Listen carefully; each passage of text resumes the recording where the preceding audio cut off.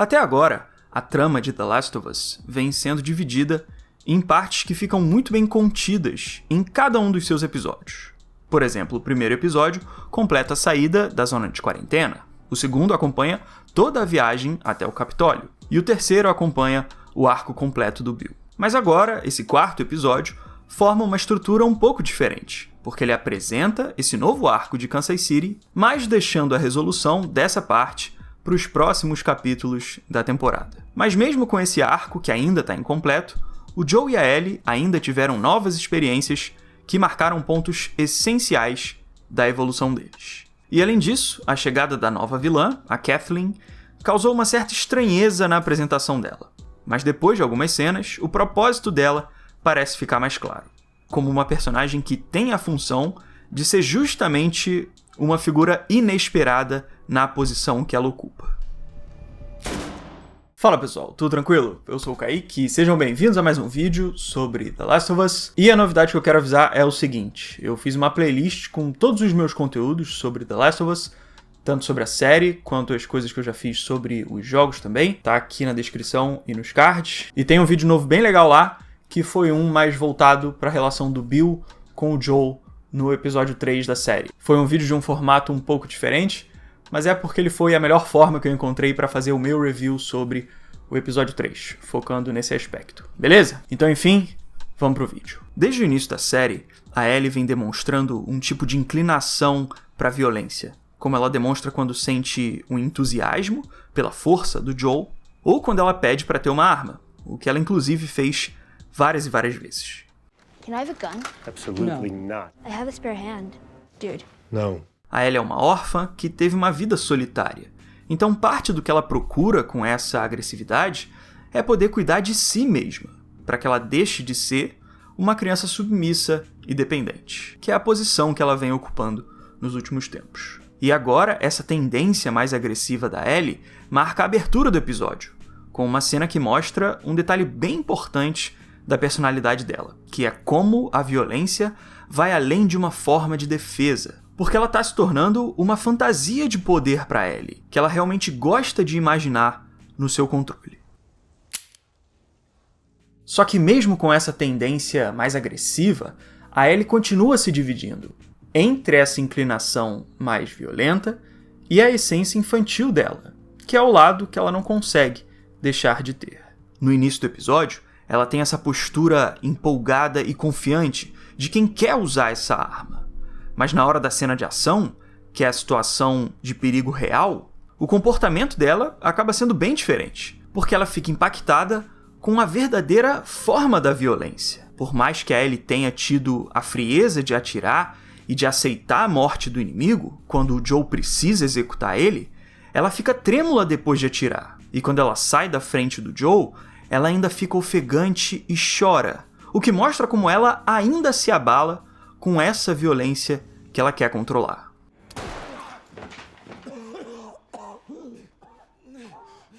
Então parte do dilema da Ellie é tentar se afastar da sua natureza, de criança dependente, para assumir a postura do Joel, de uma figura poderosa e violenta. Só que a Ellie não consegue dominar essa posição que ela busca, por toda a inexperiência e instabilidade que ela ainda tem. Tanto que ela enxuga as lágrimas justamente quando ela é chamada pelo Joel, porque ela não quer mostrar essa sensibilidade que ela ainda carrega em relação aos males do mundo. Ellie, I gotta get in there. I can't fit through.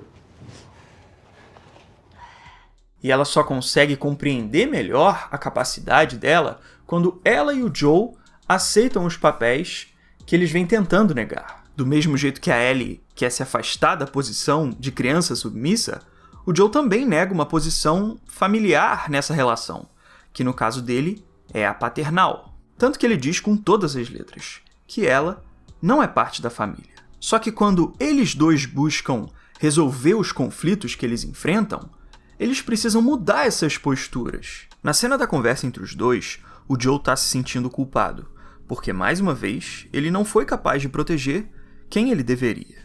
E quando ele pede desculpa, a Ellie não consegue segurar as lágrimas, por causa de toda a sensibilidade que ela está tentando reprimir em si mesma, como ela mostra quando enxuga as lágrimas mais uma vez, igual ela já tinha feito. E o machucado do Joe, que fica enquadrado durante o pedido dele de desculpa, destaca ainda mais a origem dessa culpa dele, porque foi a conduta violenta que criou esse ferimento que se tornou um exemplo que a Ellie busca.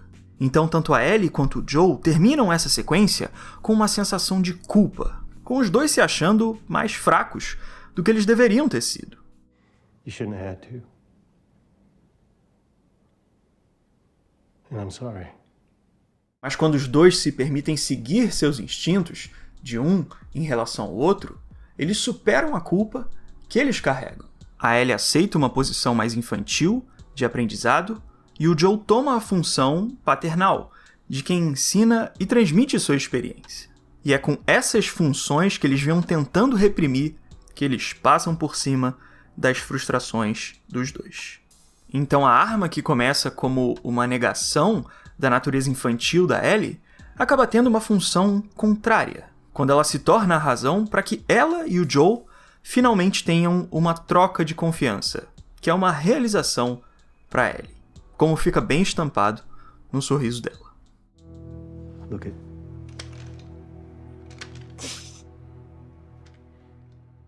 Uma grande parte da história de The Last of Us é a aproximação que vai sendo formada entre o Joe e a Ellie. E para que esse arco mostre um aprendizado entre eles dois são formados como personagens bem diferentes. Um é adulto, a outra é criança, ele perdeu a filha, ela é órfã, e por aí vai. E uma outra diferença entre eles é a origem dos dois, do Joe como texano e da Ellie vinda de Boston. E um ponto legal é que a gente pode ver como o sotaque deles vai indicando essas características deles dois. Quer ver? Repara só, que quando o Joe fala sobre os vagalumes, os Fireflies no original, ele termina a palavra meio que falando Firefly, com uma vogal que se alonga um pouco, e que termina com um som de A bem aberto.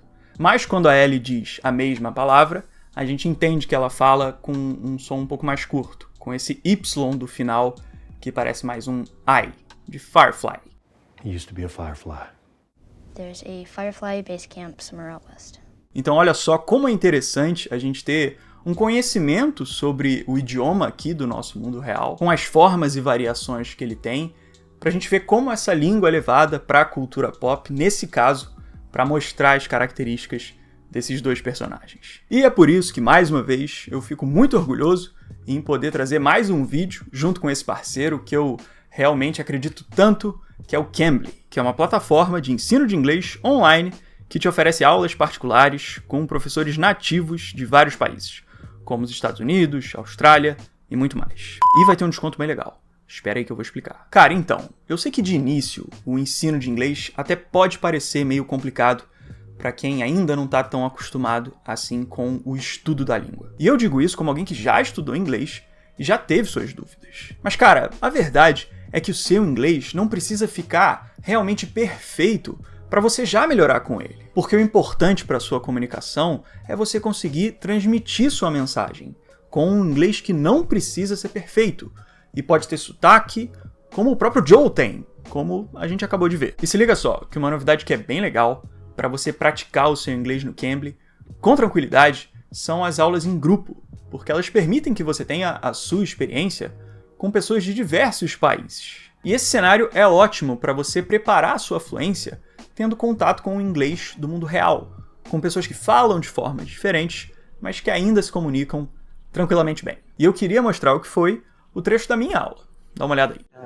Impossible question. What's your favorite movie or movies? Like spontaneously, if you had to think of one movie that really had an impact on you. Okay, Empire Strikes Back changed my life when I was a kid. You know, Star Wars Episode 5. The first one I watched was Episode 1. I watched in the movies when I was really young. And I liked it, loved it, went crazy about it. And after that, I discovered that there were other movies, the other ones from the original trilogy. And I watched Episode 4, loved it. Mas beleza, chegamos na hora boa, vamos falar da promoção. Então, tá rolando um desconto relâmpago nos planos anuais do Cambly, com o meu cupom, que é esse que você tá vendo aí na tela e na descrição do vídeo.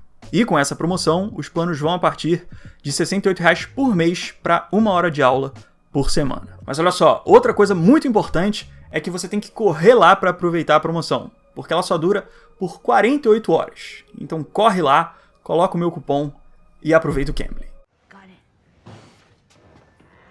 Bom, agora que a gente já focou bastante na Ellie, vamos para o outro lado da equação, porque o Joe também teve alguns momentos bem particulares nesse episódio. No final do último episódio, o Joe aceita a guarda da Ellie, mas mesmo assim, ele ainda tenta afirmar uma distância entre eles dois, com aquelas regras que ele cria. Rule 1, you don't bring up Tess, ever. Matter of fact, we can just keep our histories to ourselves. O Joe já vinha demonstrando alguns cuidados pela Ellie desde que eles começaram a jornada, mas ele ainda tenta negar os laços entre eles, porque esse é o tipo de vínculo emocional que ele sabe que pode recriar as mesmas perdas que ele já enfrentou. E agora, nesse episódio, o Joe volta a afirmar essa distância quando ele diz que considera ela como uma entrega de uma carga. Só que o curioso é que o Joe parece dizer isso mais para ele mesmo do que para Ellie, porque o que ele diz é diferente do que ele faz. Desde a saída da casa do Bill, o Joe já vem se permitindo se conectar mais com a Ellie. E depois da viagem, ele acabou fazendo o oposto das regras que ele mesmo tinha criado. Porque se antes ele tinha dito que eles deveriam guardar suas histórias para si mesmos, agora ele está dividindo com ela o que é justamente a história dele. E ele fala até mesmo sobre a Tess, que era o assunto que ele tinha falado que nunca poderia ser comentado de novo. Mostly to keep an eye on him, keep him alive. That's where we met Tess. Então o fato do Joe falar que a Ellie é só uma carga, na verdade, é um baita de um sinal de que ela já é algo além disso. Porque ele já vem sentindo uma conexão tão pessoal, como ele demonstra na prática, que uma das poucas formas de proteção contra o medo que ele ainda tem é tentar acreditar numa ideia antiga, de que ele ainda está tão fechado como ele sempre foi. That's about it. I'm not family. No. You're cargo. E a evolução da relação deles fica muito bem declarada naquele paralelo formado entre as duas sequências das piadas da Ellie, que por sinal nem são tão ruins assim. Com elas começando com um pequeno sorriso tímido no Joe, mas terminando o episódio com ele se permitindo ter uma risada bem mais aberta. E é bem interessante ver como, ao passo em que ele vai abrindo mais espaço para essa felicidade que ele está tendo ao lado da Ellie, ele vai trazendo o relógio cada vez mais para perto de si mesmo, o que é esse símbolo do antigo papel de pai dele. Agora, para encerrar, vamos falar dos novos personagens da história, começando mais especificamente pela Kathleen. Bom, ela tem uma apresentação que soa meio inesperada para a posição dela de líder dos vilões, porque ela não tem um porte ameaçador, não tem uma oratória muito forte e também não parece mostrar nenhuma habilidade extraordinária, pelo menos até agora. Find every collaborator and kill them all. Mas eu acredito que essa estranheza dela tem tudo para ser a intenção proposital da série para essa figura, porque a gente está acompanhando um arco que vai além de um episódio. Então ela pode ser apresentada dessa forma para despertar uma intriga nesse primeiro momento, para que a gente possa ter um desenvolvimento surpreendente e mais revelador no futuro. Por exemplo, a própria apresentação dela ao lado do Perry é bem calculada para ter um efeito bem direto, que é mostrar o cara mais ameaçador do episódio inteiro, que tem uma caracterização que transmite isso, sendo subordinado a quem não parece ser tão forte e imponente assim. E é esse tipo de elemento, que parece uma situação meio indevida, que vai aumentando os questionamentos sobre o que pode ser essa figura tão improvável que é a Kathleen. E um outro detalhe bem interessante, ainda nesse assunto do Perry, é que ele está sendo interpretado na série pelo ator que fez a voz do Tommy nos jogos de The Last of Us. Mas o maneiro é que a caracterização dele está tão forte nesse novo personagem da série que eu consigo ouvir tranquilamente essa voz, que eu já ouvi várias e várias vezes, mas já comprando que agora essa figura é uma outra coisa, de tão distinta que tá a apresentação desse cara. We found a truck loaded. It's not a Fedra vehicle, but they were heavily supplied. Could be Mercs. Então, galera, essas foram minhas impressões sobre esse quarto episódio de The Last of Us. Se vocês gostaram do vídeo, puderem deixar um gostei, eu agradeço muito, me ajuda demais. E se você ainda não for inscrito e quiser se inscrever, é só clicar aqui embaixo. Se quiser me seguir no Instagram, o link tá aqui também, onde eu vou mostrando as coisas paralelas aí ao canal.